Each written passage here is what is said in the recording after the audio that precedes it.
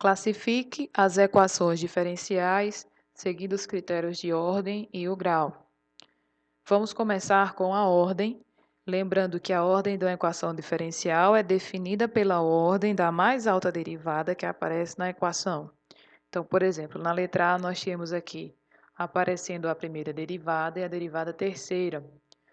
A derivada terceira é de uma ordem maior que a derivada primeira. Então, a derivada terceira é quem define a ordem dessa equação diferencial. Então, ela é a equação diferencial de terceira ordem.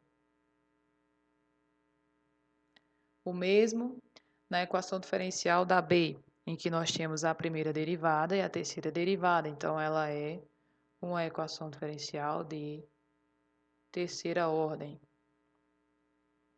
Na letra C, nós temos duas derivadas, ambas são derivadas segundas, então essa é uma equação diferencial de segunda ordem. E na D nós temos aparecendo aqui a derivada segunda e a derivada terceira. E como a derivada terceira é de uma ordem maior do que a derivada segunda, essa é a equação diferencial de terceira ordem ou simplesmente de ordem 3. Quanto ao grau, é necessário se atentar a duas coisas. Você vai olhar para as derivadas e para as potências das derivadas. Ou seja, tipo, se as derivadas estão elevadas a 1, a 2, a 3 e assim sucessivamente.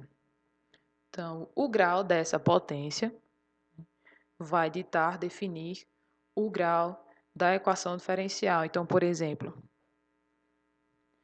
na letra A nós temos uma das derivadas elevada ao quadrado e uma das derivadas elevada à quarta, elevada a 4. E 4 é um número de grau maior do que 2. Então, o 4 vai definir o grau desta equação. Então, ela é uma equação diferencial de quarto grau ou de grau 4. Na B, nós temos que ambas as derivadas que aparecem estão elevadas a 1. Então, é uma equação diferencial de primeiro grau ou de grau 1. Na C, ambas as derivadas que aparecem também estão elevadas a 1. Então, é a equação diferencial de primeiro grau ou de grau 1. E na D, nós temos uma derivada elevada a 1 e a outra derivada que aparece na equação diferencial está elevada a 2. E 2 é um grau maior do que 1. Então, essa equação diferencial ela é de segundo grau ou de grau 2.